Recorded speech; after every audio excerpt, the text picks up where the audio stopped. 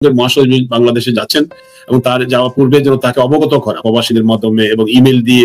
আমরা মূলত কালকে একটা স্মারকলিপি দেওয়া হয়েছে, অনেকটা স্মারকলিপি। This is the law of the land. America হলো ল অফ দ্য ল্যান্ড, আর জাতিসংঘ সদর দপ্তর নিউ ইয়র্ক, এবং সেখানে ল অফ দ্য ল্যান্ডে জাতিসংঘ অবশ্যই জবাবদিহিতা। জাতিসংঘের মহাসচিবের কাছে যে কোনো মানুষ যদি কোনো ইমেল করে থাকেন বা জাতিসংঘ সবসময় তারা একটা রেসপন্স করে থাকে, অবশ্যই পাবেন। নিউ ইয়র্কস্থ জাতিসংঘের সদর দপ্তরের সামনে একটি জাতিসংঘের মহাসচিবের কাছে একটি স্মারকলিপি দেওয়ার কথা ছিল।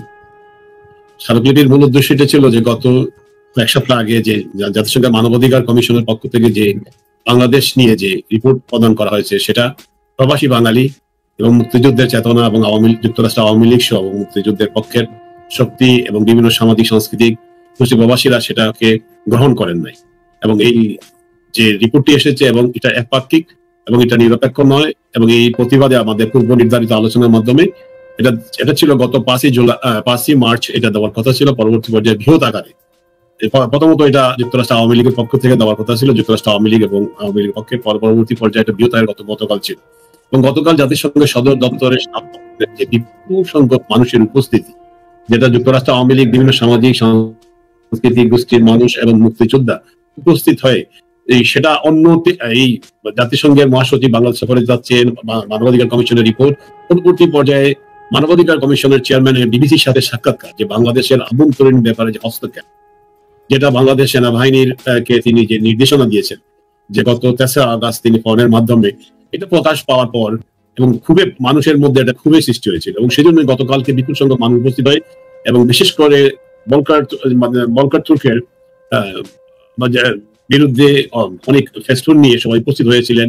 এবং কালকে যখন আমরা এটা দুপুর 12টা থেকে বিকাল 4টা পর্যন্ত, বিশেষ করে 2টা 2:30টার পর থেকে বিপুল সংখ্যক মানুষ উপস্থিত হয়েছিলেন, এবং সাধারণত জাতিসংঘের কর্মকর্তারা এই সময় অফিস থেকে বেরিয়ে যান, এবং বিপুল সংখ্যক জাতিসংঘের কর্মকর্তারা বলকার তুর্কের যে পোস্টারটি সবাই দেখতে পারেন, সেখানে দেখে তারা অনেকে ছবি উঠান, এবং নিশ্চয়ই এটা আন্তর্জাতিক মিডিয়া এটা আসবে যে তিনি যেভাবে বাংলাদেশের আভ্যন্তরীণ ব্যাপারে হস্তক্ষেপ করেছেন।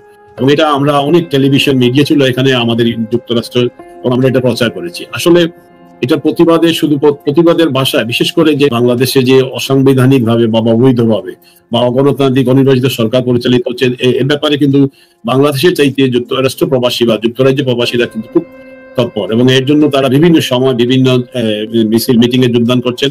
এবং গতকালকে ছিল কিন্তু জাতিসংঘের সদর দপ্তরের সামনে, এটা অনেক বৃহৎ আকারে এই অর্থে এতে প্রমাণ করে যে মানে যে বর্তমান ডক্টর ইউনূস অবৈধ সরকারের বিরুদ্ধে মানুষ সোচ্চার হচ্ছেন কেন। কিন্তু বিশেষ করে এখানে অন্যতম উদ্দেশ্যই ছিল কিন্তু জাতিসংঘের মহাসচিব বাংলাদেশে যাচ্ছেন এবং তার যাওয়া পূর্বে যেন তাকে অবগত করা প্রবাসীদের মাধ্যমে এবং ইমেল দিয়ে।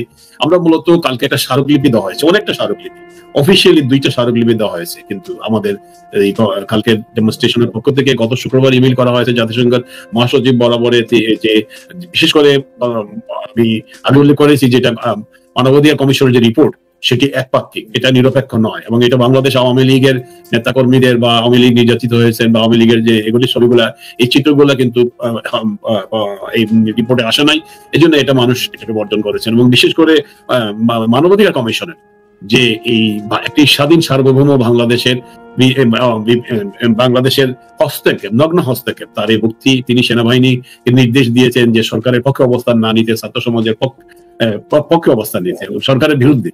এই যে এগুলা দিয়ে আপনারা জানেন যে আমাদের যুক্তরাষ্ট্র বিশেষ করে একটা সবাই একটি ভালো উচ্চশিক্ষায় শিক্ষিত অনেক আমি দেখেছি কালকে, বিশেষ করে নাম বলতে হয় যে আপনি নিশ্চয়ই জানেন ডক্টর নুরুন নবী সাহেব ছিলেন আপনার পরিচিত একজন ভদ্রলোক, তিনি ডক্টর সিদ্দিকুর রহমান যুক্তরাষ্ট্র আওয়ামী লীগ সভাপতি, ডক্টর প্রদীপ রঞ্জন কর এবং আরো অনেক জ্ঞানী গুণী মানুষ এবং অনেক শিল্পী, অনেক আর্টিস্ট, বাংলাদেশের জাতীয় আর্টিস্ট আমি দেখেছি, অনেক বীর মুক্তিযোদ্ধারা এসেছেন।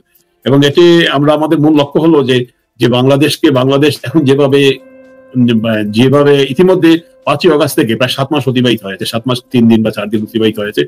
এই যে 7 মাসের পর যে বাংলাদেশকে কিন্তু বাংলাদেশের ইতিমধ্যে 5ই আগস্ট থেকে 8ই আগস্ট বাংলাদেশ পুলিশকে ধ্বংস করা হয়েছে। বাংলাদেশের আইন শৃঙ্খলা বলতে কিছু নেই। আমরা প্রবাসীরা আমাদের দেশকে খুবই উদ্বিগ্ন, এবং বিশেষ করে ইদানিং আমরা দেখতে পাচ্ছি বাংলাদেশের প্রশাসনকে, তারা এই বর্তমান সরকার পরিকল্পিতভাবে প্রশাসনকে ধ্বংস করা, সিভিল প্রশাসনকে ধ্বংস করার ধারপ্রান্তে নিয়ে যাওয়ার চেষ্টা করছেন। এবং আমাদের একমাত্র সম্বল, আমাদের সবচেয়ে বড় সম্বল, আমরা প্রবাস থেকে আজকে দেখতে পাচ্ছি যে বাংলাদেশ সেনাবাহিনী আজকে যেভাবে বাংলাদেশ সেনাবাহিনীকে নিয়ে যেভাবে যে সেনাবাহিনীর বিরুদ্ধে যেভাবে প্রকাশ্যে যেভাবে সমালোচনা করা হচ্ছে মিডিয়াতে, বিশেষ করে ন্যাশনাল মিডিয়াতে, এবং আমাদের সেনাবাহিনী প্রধান তিনি যখন মিডিয়ার বিদ্রোহ নিয়ে একটি কথা বলেছেন যে মিডিয়া বিদ্রোহটা যেটা হয়েছিল সেটা কিন্তু একটা সেনাবাহিনীর অফিসারদের, মিডিয়ার অফিসার সৈনিক দ্বারা হত্যা করা হয়েছে।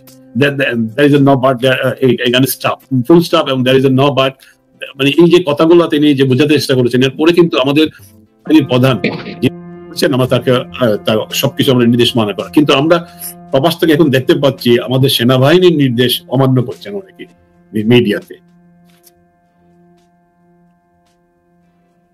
This is the law of the land. America হলো ল অফ দ্য ল্যান্ড, আর জাতিসংঘ সদর দপ্তর নিউ ইয়র্ক, এবং সেখানে ল অফ দ্য ল্যান্ডে জাতিসংঘ অবশ্যই জবাব দিতে। জাতিসংঘের মহাসচিবের কাছে যে কোনো মানুষ যদি কোনো ইমেইল করে থাকেন বা জাতিসংঘে সবসময় তারা একটা রেসপন্স করে থাকে, অবশ্যই পাবেন। এবং আপনি খুব তাড়াতাড়ি দেখতে পাবেন ইনশাল্লাহ। আমরা যে মানুষ কোনো শ্রমই ব্যথা যায় না। গতকালকে আমি অনেক বয়স্ক মুক্তিযোদ্ধা, আপনি জানেন যে প্রতিটা মুক্তিযোদ্ধার বয়স এখন 70-72-এর উপরে, অনেক মুক্তিযোদ্ধা যারা অনেক ডায়াবেটিস রোগী, হাঁটতে পারেন না, পায়ে ব্যান্ডেজ দিয়ে এসেছেন। আমি জিজ্ঞেস করেছিলাম আপনার কেন এসেছেন, তিনি একজন মুক্তিযোদ্ধা আবেগপ্রবণ ভাবে বলেছেন, এই যদি ডক্টর ইউনূস সাহেব যদি ক্ষমতা থাকে বা এই সরকার যদি ক্ষমতায় থাকে, যে অন্তর্বর্তীকালীন অবৈধ সরকার, তাহলে কিন্তু বাংলাদেশকে একটা রোহিঙ্গা ক্যাম্পের মধ্যে বাংলাদেশকে করে ফেলবে।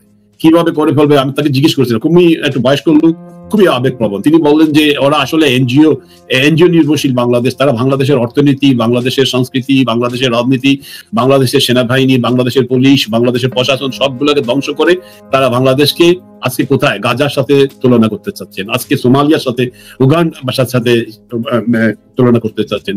আমরা নিউ ইয়র্কে থাকি, বিশ্বের রাজধানী হিসাবে খ্যাত নিউ ইয়র্কে কিন্তু পৃথিবীর সকল দেশের মানুষ এখানে ছোট ছোট এলাকাতে টাউন করে থাকে, যেমন লিটিল ইটালি, লিটিল চায়না, এইভাবে লিটিল বাংলাদেশ হিসাবে আমরা বসবাস করে থাকি। আমরা যে এলাকাতে বসবাস করি বা আমরা যারা বাংলাদেশের মানুষ, আমাদের লিভিং অফ স্ট্যান্ডার্ড বা যে রেসিডেন্সিয়াল এরিয়াতে আমরা বসবাস করি, আমরা কিন্তু যেসব দেশের সাথে আমাদের জাতিসংঘের মানবাধিকার কমিশন যেসব দেশের সাথে আমাদেরকে তুলনা করতে চাচ্ছে, তার যে জায়গায় নিয়ে যেতে চাচ্ছে, কিন্তু প্রবাসে বাংলাদেশের মানুষ সেই চিন্তা চেতনা বিশ্বাস করে না বা সেই স্ট্যান্ডার্ড মানুষ না। আমরা বাংলাদেশের মানুষ ইটালিয়ানদের সাথে থাকে, বাংলাদেশের মানুষ মানে কি বলবো গ্রিক মানুষের সাথে বসবাস করে, মানে এই স্ট্যান্ডার্ডের পিপুলের সাথে মিক্স পিপুল আমরা বসবাস করি। কিন্তু আজকে জাতিসংঘ আমাদেরকে একটি ব্যর্থ রাষ্ট্র করে জাতিসংঘের একটা জাতিসংঘের মাধ্যমে আমি বলবো বাংলাদেশকে পুরো এনজিও নির্ভরশীল একটা দেশ। যেমন আজকে যারা রোহিঙ্গাদেরকে নিয়ে একটি ব্যবসা চলছে আন্তর্জাতিকভাবে, এনজিও গুলা এখানে কক্সবাজার হোটেলে থাকছে, তারা বিভিন্ন সাহায্য সহযোগিতা নিয়ে যাচ্ছে, যে তারা একটা লাক্সারিয়াস লাইফ এখানে করছে। আজকে সমস্ত বাংলাদেশকে তারা একটা রোহিঙ্গা ক্যাম্পে রূপান্তরিত করতে চায়, এবং তারা এই ধরনের লুটপাট বা তারা এটা আমাদের প্রধানমন্ত্রী শেখ হাসিনা কিন্তু পার্লামেন্টে দাঁড়িয়ে কিন্তু এই ব্যাপারে স্পষ্ট করে বলেছেন, এখানে রোহিঙ্গাদেরকে যারা এনজিও গুলা রোহিঙ্গাদের সাহায্য করছে, কিন্তু তারা বেশিরভাগ তারা আত্মসাৎ করছে এই রোহিঙ্গার। কিন্তু আমাদের আজকে যে বাংলাদেশকে যে এই যে পরিস্থিতি আমরা মধ্যে পড়েছি, এটার জন্য আমি মনে করি যে এনজিও গুলা দায়ী। আমাদের দেশের যে এনজিও গুলা নন গভর্নমেন্ট অর্গানাইজেশন অত্যন্ত শক্তিশালী হওয়ার কারণে বাংলাদেশ গভর্নমেন্ট সম্পূর্ণভাবে ব্যর্থ হয়েছে এনজিওর কাছে। আজকে এনজিওরা তারা রাষ্ট্রীয় ক্ষমতায় এসেছে, এটা আগামীতে যদি আমরা রাজনৈতিক দলগুলা রান করবে কি করবে না, কারণ এনজিও গুলা যদি আপনি কন্ট্রোলের বাইরে দেন, আজকে $29 মিলিয়ন এনজিও গুলা নিয়ে 350 কোটি টাকা শুধু একটি আন্দোলনের জন্য তারা খরচ করেছে। একটি যে 5ই আগস্ট একটি গণতান্ত্রিক সরকার, একটি মুক্তিযুদ্ধের চেতনায় একটি দেশ যখন স্যাটেলাইট, আপনি জানেন যে বাংলাদেশ যখন স্যাটেলাইটের জগতে ঢুকেছিল, পৃথিবীতে প্রায় 200টি দেশ আছে, এর মধ্যে 57তম বাংলাদেশ। আমরা কত উন্নত জায়গায় গিয়ে পৌঁছেছিলাম। আমাদের সাউথ এশিয়ার মধ্যে এখনো পর্যন্ত কোনো টানেল নাই।